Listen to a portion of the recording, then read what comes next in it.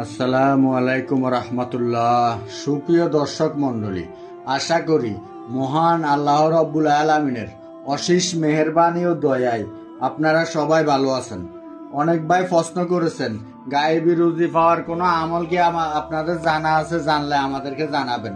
প্রিয় ভাই, একটি কথা মনে রাখবেন, গায়েবী রুজি বলতে এমন নয় যে রাত্রে ঘুমিয়ে বললাম সকালে উঠে দেখলাম টাকার পাহাড় আমার সামনে, এমন কিছুই নয়। রব্বুল আলামিন এই পৃথিবীকে সৃষ্টি করেছেন মানুষকে কষ্ট ও শ্রম সাধনার মধ্য দিয়ে।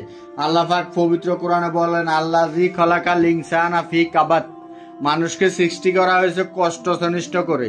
গায়েবী রুজি বলতে এখানে বোঝানো হয়েছে আমরা অনেকে রুজি রোজগার পাই না, আমরা বেকার অবস্থা নানান কারণে দিন কাটাই, চাকরির পিছনে ঘুরি কিন্তু চাকরি হয় না, ব্যবসা ভালো হয় না, টাকা পয়সা নেই, নানান আর্থিক সমস্যা আমরা থাকি। সুতরাং চেষ্টা সাধনার পাশাপাশি যদি আমার সফলতা না আসে, তখন আমি রব্বুল আলামিনের দরবারে চেষ্টা সাধনা করার তো অবস্থায় সাহায্য প্রার্থনা করব, যেন আল্লাহ আমাদের চেষ্টা কবুল ও মঞ্জুর করে দেন। আমাকে ভুলে গেলে চলবে না, আমি চেষ্টা সাধনা বাদ দিয়ে হাত পা গুটিয়ে সাহায্য প্রার্থনা করা এমনটি রাসূলুল্লাহ সাল্লাল্লাহু আলাইহি সাল্লাম শিখাননি। সেজন্য আমরা বিভিন্ন জায়গায় বলতে থাকি যে আমার রুজি রোজগার নেই, আমাদের চাকরি নেই, টাকা নেই, এরকম বলে। কিন্তু আসলে সত্য কথা হচ্ছে আমরা সেখানে যেখানে বলার দরকার সেখানে বলি না। আমাদের মূল সমস্যা এটাই। সবাইকে জানতে হবে, বুঝতে হবে কিভাবে আমরা বলবো, কার কাছে বলবো, কে আমাদের ডাক শুনবে, আর যিনি ডাক শুনবেন রব্বুল আলামিন, তার কাছেও বা কিভাবে বলতে হবে আমরা অনেকে জানি না। আসুন আজকে আমরা সেই বিষয়ে আলোচনা করব। দয়া করে ভিডিওটি লম্বা হলেও না টেনে শেষ পর্যন্ত দেখবেন ইনশাআল্লাহ। আল্লাহ রাব্বুল আলামিন আমাদেরকে সৃষ্টি করেছেন তার ইবাদত করার জন্য, আর আমাদেরকে রিজিক দান করে বাঁচিয়ে রাখার দায়িত্বটিও তিনি নিয়েছেন। কিন্তু প্রথমে আমাদেরকে বলে দিয়েছেন, তোমাদেরকে ইবাদতের জন্য আমি সৃষ্টি করেছি, অর্থাৎ মানুষ এবং জিনকে ইবাদতের জন্য বানানো হয়েছে। তারপরে এসেছে রিজিকের ব্যাপার। সেজন্য প্রথমে আমাদের ইবাদত করতে হবে। ইবাদত না করে আমরা যখন আল্লাহর কাছে চাইতে থাকবো, আমরা আল্লাহর সাহায্য প্রার্থনা করব, বিভিন্ন দোয়া মুনাজাত তসবিহ অথবা অনেকে তো তাবিজও ব্যবহার করেন, কিন্তু কোনো কাজ হবে না, কারণ আমাদের ইবাদত নেই। আল্লাহ রাব্বুল আলামিনের দরবারে মাথা নত করিনি, হারাম কাজের সাথে যুক্ত রয়েছি, হারাম রিজিক দ্বারা পেট ভর্তি করছি। কিভাবে আপনি ভাবলেন যে অর্থের বিনিময়ে আপনি হুজুর মোল্লা সাহেবদেরকে এনে মুনাজাত করিয়ে নাজাত পেয়ে যাবেন, রিজিক আরো বৃদ্ধি পেয়ে যাবেন? রব্বুল আলামিন আপনার মুখ থেকে সাহায্য প্রার্থনা চান। আপনার পক্ষ হয়ে অন্য কেউ সাহায্য প্রার্থনা করার থেকে আপনার মুখ থেকে সাহায্য চাওয়ার কথাটি রব্বুল আলামিন শুনতে চান। অনেকে বলতে পারেন আমরা তো মুসলমান, বেধর্মীরা কিভাবে গায়েবী রোজগার অথবা অনেক ধনী হয়ে গেল, সেটি একটি কথা। কারণ কার অন্তরে কি আছে এবং কে কি করছে, আল্লাহকে কিভাবে খুশি করছে এবং রাজি করছে, সেটি সে জানে এবং আল্লাহ জানে। বেসিক ভাবে আমরা অনেককে দেখি অনেক রকম, অন্তরে তার কি আছে সেটি একমাত্র আল্লাহ পাক রব্বুল আলামিন ছাড়া কেউ বলতে পারবে না।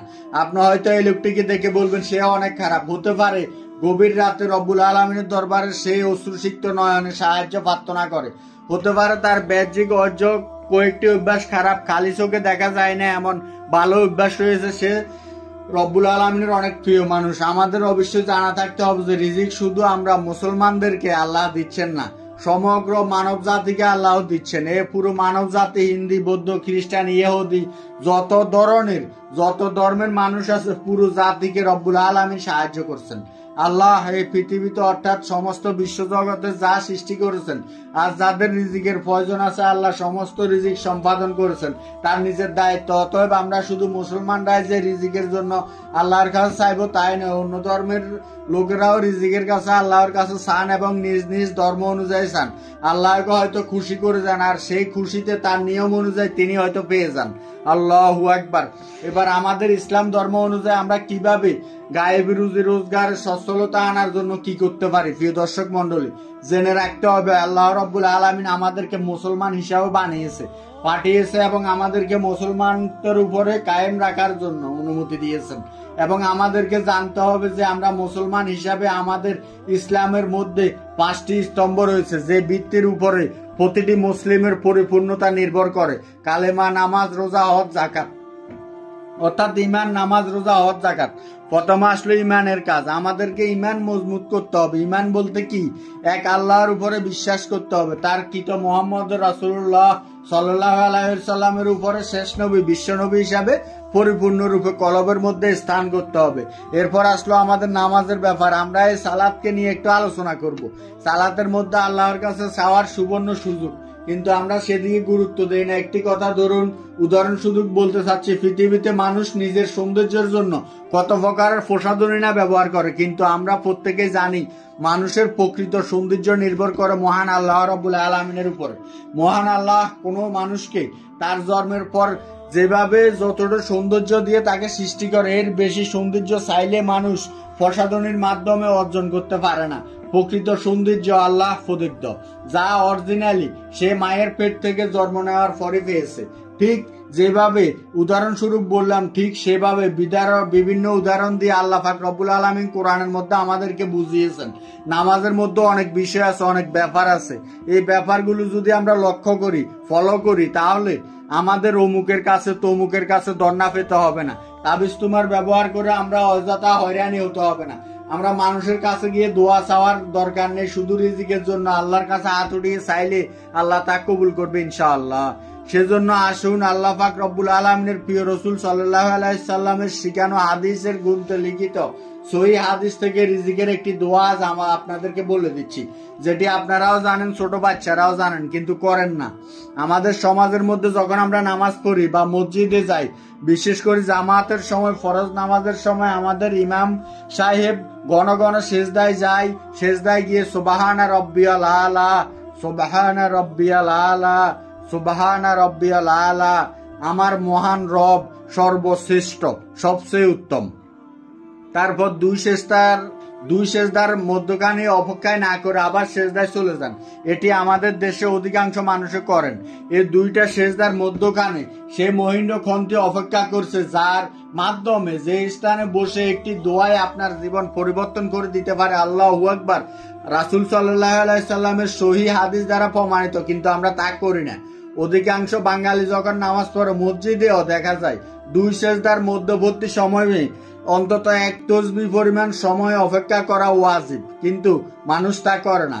একটি সেজদা দিয়ে সোজা হয়ে স্থির না বসে আরেকটি সেজদাতে চলে যান। এই ব্যাপারটা লক্ষ্য করা যায়। অথচ রাসূলুল্লাহ সাল্লাল্লাহু আলাইহি সাল্লামের সেই শিখানো রিজিকের দোয়াটি কিন্তু এখানেই লুকিয়ে আছে। আর আমি বিশ্বাস করি অনেক নামাজিরা অভাবগ্রস্ত হওয়ার পিছনে দুই সেজদার মধ্যবর্তী সময় না অপেক্ষা করে রাসূলুল্লাহ সাল্লাল্লাহু আলাইহি সাল্লামের শিখানো দোয়াটি থেকে বঞ্চিত হয়ে তারা জীবনভর দারিদ্রতা কথিত হয়েছে। আপনি কি জানেন, আমাদের এই সুবর্ণ সুযোগটা হাতছাড়া করে দিয়েছি। এখানে একটি দোয়া আছে, যে দোয়ার মধ্যে এমন বিষয় আছে যে বিষয়গুলো আমাদের সার্বিক সমস্ত জীবনের জন্য সুবর্ণ সুযোগ। আল্লাহ রাসূলুল্লাহ সাল্লাল্লাহু আলাইহি সাল্লাম বলে দিয়েছেন, আল্লাহ বলে দিয়েছেন যে তোমরা নামাজের মাধ্যমে আমার কাছে চাও, অথবা আল্লাহ ইঙ্গিত করে দিয়েছেন, আল্লাহ গাইডলাইন করে দিয়েছে, তারপরও আমরা সেটিতে লক্ষ্য করি না। মুসলিম ও মেসকাত শরীফের হাদিসে বলা হয়েছে, রাসূলুল্লাহ সাল্লাল্লাহু আলাইহি সাল্লাম যখন নামাজে সেজদা দিতেন, যখন সেজদা থেকে উঠে বসতেন, বসার পর তিনি দোয়া পাঠ করতেন, আল্লাহুম্মা মাগফিরলি ওয়ারহামনি ওয়াহদিনি ওয়াফিনি ওয়ারজুকনি। সুবহানাল্লাহ। যার অর্থ হচ্ছে, হে আল্লাহ, আমাকে মাফ করুন, আমাকে রহম করুন, আমাকে হেদায়েত দান করুন, আমাকে শান্তি দান করুন এবং আমাকে রিজিক দান করুন। এখানে প্রথমে এসেছে আল্লাহুম্মা মাগফিরলি, যার অর্থ হে আল্লাহ আমাকে ক্ষমা করুন। যদি আমরা ক্ষমা না পাই, আল্লাহ যদি আমাদের ক্ষমা না করে, তাহলে কোনো দোয়াই কবুল হবে না। আগে ক্ষমা চাইলেন। দ্বিতীয় ধাপে বলা হয়েছে ওয়ারহামনি, আল্লাহ আপনি আমাকে রহম করুন।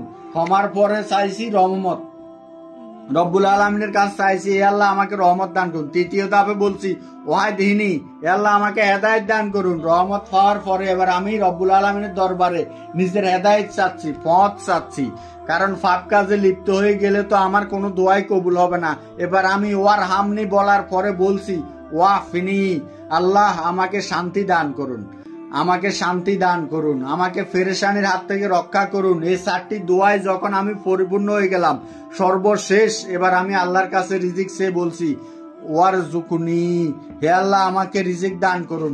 এক নজরে পুরো দোয়াটি আবার শুনুন, আল্লাহুম্মা মাগফিরলি ওয়ারহামনি ওয়াফিনি ওয়াহদিনি ওয়ারজুকনি।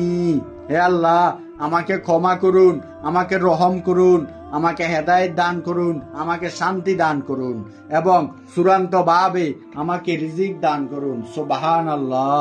আপনি নামাজের সেজদার সময় প্রথমে সুবহানা রাব্বিয়াল আলা 3 বার, 5 বার, 7 বার আপনার ইচ্ছা মতো বেজোরভাবে পড়বেন। তারপর মুখ দিয়ে কোনো কথা বলবেন না বা দোয়া করবেন না।